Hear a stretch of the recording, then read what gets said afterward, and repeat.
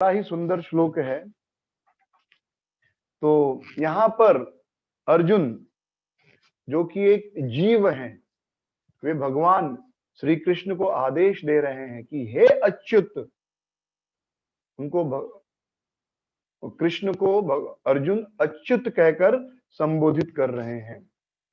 तो ये जो अच्युत शब्द है बड़ा ही महत्वपूर्ण है। च्युत यानी किसी स्थान से गिर जाना, अच्युत यानी जो हमेशा अपने स्थान पर टिका रहे, कभी अपनी स्थिति से डिगे नहीं। तो भगवान को छोड़कर कोई भी व्यक्ति अच्युत नहीं हो सकता, उसकी स्थिति डावाडोल होने ही वाली है। जैसे आज कोई राष्ट्रपति है तो कल कोई और होगा। जैसे अमेरिका में अब तक डोनाल्ड ट्रंप राष्ट्रपति हैं, पर अब एक आध महीने में कोई दूसरा राष्ट्रपति बन जाएगा। तो कोई भी स्थिति शाश्वत नहीं है किसी भी व्यक्ति की। 4 साल के लिए उसको लगता है कि मैं सबसे शक्तिशाली आदमी हूं, लेकिन तब तक कोई बदल जाता है। उसी प्रकार किसी को लगता है कि मैं बहुत सुंदर हूं, लेकिन काल के प्रभाव से उसकी सुंदरता समाप्त हो जाती है, वह बूढ़ा हो जाता है, उसके मुख पर झुर्रियां आ जाती हैं। एक टीचर अपने बच्चों को टेंस सिखा रही थी, present tense, past tense, future tense. तो टीचर ने एक उदाहरण दिया कि मैं अभी तीनों कालों का, तीनों टेंस का एक वाक्य बोलूंगी, फिर तुम्हें बोलना है। तो टीचर ने कहा, मैं सुंदर थी, मैं सुंदर हूं और मैं सुंदर रहूंगी। तो बच्चे ने, फिर टीचर ने बच्चों से कहा, अब आप लोग ऐसा एक उदाहरण दो। तो एक बच्चे ने हाथ उठाया और कहा कि यह आपका वहम था, यह आपका वहम है और यह आपका वहम रहेगा। तो हम सबको लगता है हम सुंदर हैं, हो सकता है हो, लेकिन हम हमेशा सुंदर रहेंगे यह हमारा वहम है। समय के साथ हर व्यक्ति की सुंदरता, उसकी शक्ति समाप्त हो जाती है। केवल कृष्ण ही ऐसे हैं जो कल भगवान थे, आज भगवान हैं और कल भी भगवान रहेंगे। तो श्रील प्रभुपाद जी कहते हैं इस श्लोक के तात्पर्य में कि परम भगवान कभी भी अपने भक्तों को स्नेह दिखाने से नहीं चूकते, इसलिए उन्हें अच्युत कहा जाता है। तो यहां पर देखिए, एक साधारण जीव भगवान को आदेश दे रहा है कि हे अच्युत, मेरे रथ को दोनों सेनाओं के बीच में लेकर चलिए। और भगवान एक साधारण सेवक की तरह, एक साधारण सारथी की तरह रथ को दोनों सेनाओं के बीच में लेकर जा रहे हैं। क्यों?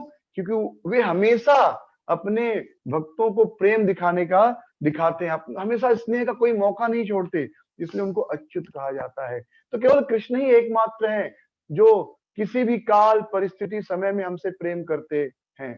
पहले भी उनका उतना ही प्रेम था, आज भी उतना ही प्रेम है और कल भी उतना ही प्रेम रहेगा। उनका प्रेम कभी समाप्त नहीं होने वाला। इस संसार में हम देखते हैं कि समय के साथ हमारा प्रेम दूसरों के प्रति कम होने लगता है। जैसे नई नई शादी होती है और पति पत्नी साथ में जा रहे होते हैं और सामने खड्डा आ जाए, तो पति कहता है, अरे जान संभाल के देखो, आगे खड्डा है। फिर शादी की थोड़ा समय बीत जाता है और फिर खड्डा आए तो एक कैजुअल में, अरे खड्डा है देख के चलो। और कुछ समय बीत जाता है और ऐसे चल रहे हैं साथ में और खड्डा आ जाए तो पति गुस्से में कहता है, अरे अंधी हो क्या, खड्डा दिखता नहीं। और कुछ समय बाद जब और संबंध, थोड़े समय बीत जाता है तो प्रेम और कम हो जाता है। तब ऐसे चल रहे और खड्डा आ जाए तो पति कैसे कहता है, अरे अंधी उधर किधर जा रही है, खड्डा इधर है। तो इस संसार में ये देखा गया है कि दो व्यक्तियों का एक दूसरे के प्रति जो प्रेम है समय के साथ कम होता है। हम किसी को हमेशा प्रेम नहीं कर सकते, ना कोई हमेशा हमें प्रेम कर सकता है। इसलिए हम में से कोई भी अच्युत नहीं हो सकता, केवल भगवान ही है जो हमें हमेशा प्रेम करते थे, हमेशा प्रेम करते हैं और हमेशा प्रेम करते रहेंगे। तो इस श्लोक में हम देखते हैं कि कृष्ण को अर्जुन आदेश दे रहे हैं कि आप मेरे रथ को दोनों सेनाओं के बीच में खड़ा करो। तो कृष्ण भगवान है कि सेवक है, ये कैसे पता चलेगा? ये बड़ी दुविधा वाली स्थिति है कि कृष्ण परम भगवान है क्या जिनकी सब पूजा करते हैं, या वे सेवक हैं जो अर्जुन का रथ दोनों से एक सारथी के रूप में दोनों सेनाओं के बीच में लेकर जा रहे हैं। तो जितने भी धर्म ग्रंथ हैं, उन सभी धर्म ग्रंथों में, चाहे कुरान हो, बाइबल हो, वेदा हो, उन सभी धर्म ग्रंथों में बताया गया है कि ईश्वर कौन है। ईश्वर वह है जो सृष्टि की रचना करे। ईश्वर वह है जिसने सूर्य चंद्रमा को बनाया है। ईश्वर वह है जो पापियों को नरक में भेजता है और उनको सजा देता है उनके पापों की। और ईश्वर वह है जो पुण्य आत्माओं को स्वर्ग में भेजता है। ईश्वर सर्वशक्तिमान है। ईश्वर हम सबका मेंटेनर है, हम सबका पालन पोषण करने वाला है। तो जो क्रिश्चियन लोग होते हैं, उनका भगवान से एक ही संबंध होता है, क्रिश्चियन और बाकी जितने भी धर्म है, इवन हिंदुओं में भी, कि हम सब भगवान के पास जाते हैं और भगवान से क्या प्रार्थना करते हैं।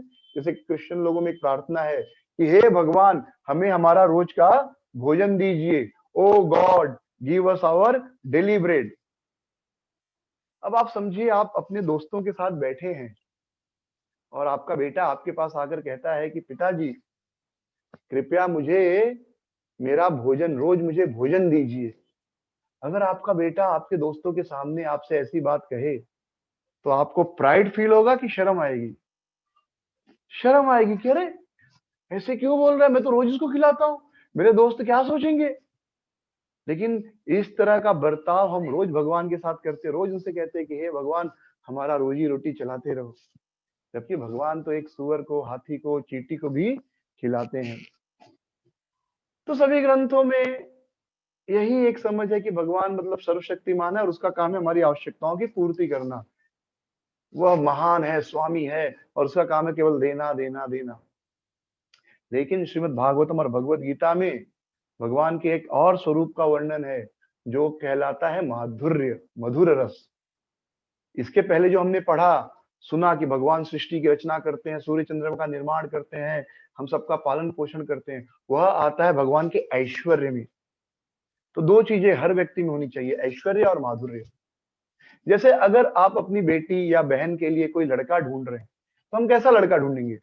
अगर समझो आपको एक लड़का मिल गया जो शरीर से बहुत शक्तिशाली है और बहुत पैसे वाला भी है, खूब पैसा कमा रहा है, खूब पढ़ा लिखा है, लेकिन एकदम कुरूप है और बात करने उसे बिल्कुल नहीं आता, किसी से वो प्रेम से बात नहीं करता, संबंध कैसे बनाया जाए उसे पता ही नहीं, तो क्या आप उस व्यक्ति से अपनी बेटी या बहन का विवाह करवाएंगे? नहीं करवाएंगे।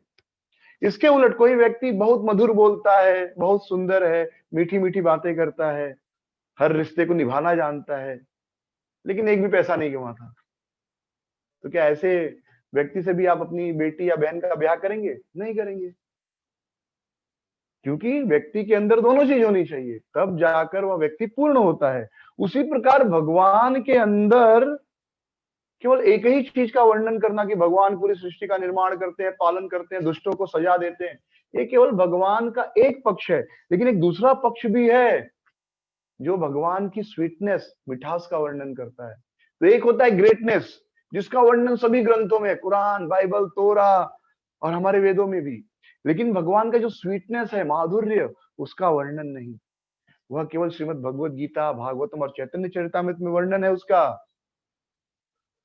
प्रेम के वश अर्जुन रथ हाक्यो, भूल गयो ठकुराई रे। तो वही भगवान मधुर रस के अधीन होकर, प्रेम के अधीन होकर अर्जुन का रथ हाँकते हैं, उनकी सेवा करते हैं। देखिए भगवान से क्या बन गए? सेवक बन गए। वही अर्जुन प्रेम, वही कृष्ण प्रेम के वश होकर नंद बाबा यशोदा मैया का पुत्र बन जाते हैं। और जब नंद बाबा बाहर जाने वाले होते हैं तो कान्हा से कहते, कान्हा मेरे चप्पल लेकर आओ। और कृष्ण जाते हैं और भगवान पूरी सृष्टि का स्वामी, वह नंद बाबा की चप्पल को अपने सर पर उठाकर लेकर आते हैं, सेवक बन जाते हैं। उसी प्रेम के अधीन होकर कृष्ण, जिनसे पूरी दुनिया डरती है, वे अपनी मां से डर जाते हैं, यशोदा मैया से, और उखल में बंध जाते हैं। और उसी प्रेम के वश होकर कृष्ण सखाओं के हाथ का जूठा भोजन खाते हैं, और यहां तक कि सखाओं को अपने कंधे पर बिठाकर उनको खेल खिलाते हैं। ये प्रेम की शक्ति है। ये भगवान के व्यक्तित्व का दूसरा पहलू है, जो हम केवल भगवत गीता, भागवतम पढ़कर इस्कॉन में आने के बाद ही सीखते हैं। वही प्रेम के अधीन होकर कृष्ण राधा रानी के चरणों को पकड़ लेते हैं और उनसे क्षमा मांगते हैं, और इसी प्रेम के अधीन होकर गोपियां कृष्ण को नचाती हैं और कृष्ण नाचते हैं। तो ये भगवान की उस स्वीटनेस, उनके माधुर्य का प्रदर्शन है, जहां पर भगवान अपने भक्तों की सेवा करने के इच्छुक हो जाते हैं। तो भगवान शक्तिशाली है, भगवान सृष्टि का निर्माण करते हैं, भगवान सृष्टि का पालन करते हैं, ये एकदम सत्य है। लेकिन इसके साथ यह भी सत्य है कि भगवान के अंदर वे सारे कोमल इमोशंस, स्वीट इमोशंस भी हैं जो हम सबके अंदर है, और भगवान उन सभी इमोशंस का आस्वादन करते हैं। मेरी एक व्यक्ति के साथ चर्चा हो रही थी, और उस व्यक्ति से मैंने कहा, उसने कहा कि जो व्यक्ति नाचता है वो भगवान कैसे हो सकता है? तो मैंने कहा कि फिर वह व्यक्ति कैसे भगवान हो सकता है जिसको नाचने नहीं आता? अगर आपका भगवान नाच नहीं सकता तो फिर भगवान कैसे? भगवान को तो नाचने भी आना चाहिए, उसे चुराने भी आना चाहिए, उसे बांसुरी बजाने भी आना चाहिए। भगवान का मतलब क्या है? संपूर्ण। तो भगवान सृष्टि का निर्माण कर रहा है, पालन कर रहा है, संहार कर रहा है, हम सबका पालन पोषण कर रहा है, ये एकदम सत्य है। लेकिन साथ में ये तो पूर्ण नहीं हुआ, लेकिन ना, ये तो केवल एक पक्ष हुआ। पूर्णता कब होगी? जब वो नाचे। तो भगवान लेकिन साधारण नहीं नाचते, भगवान तो नाचते हैं तो कालिया के फन पर नाचते हैं, बड़े बड़े देवता उनका नाच देखने आते हैं। भगवान को चोरी करने भी आना चाहिए, चोरी भी एक कला है ना, कोई साधारण बात थोड़ी है। वो कला भी हमारे अंदर अगर आई है तो भगवान से आई है, तो भगवान को चोरी करने भी आना चाहिए। लेकिन जब भगवान चोरी करते हैं तो माखन चोर कहलाते हैं, और लोगों को सुनकर उस बारे में आनंद आता है। भगवान को बांसुरी बजाने भी आना चाहिए, भगवान को ड्रम बजाने भी आना चाहिए, तभी वो पूर्ण हो सकता है। इसलिए केवल कृष्ण ही है जो पूर्ण पुरुषोत्तम भगवान कहलाते हैं।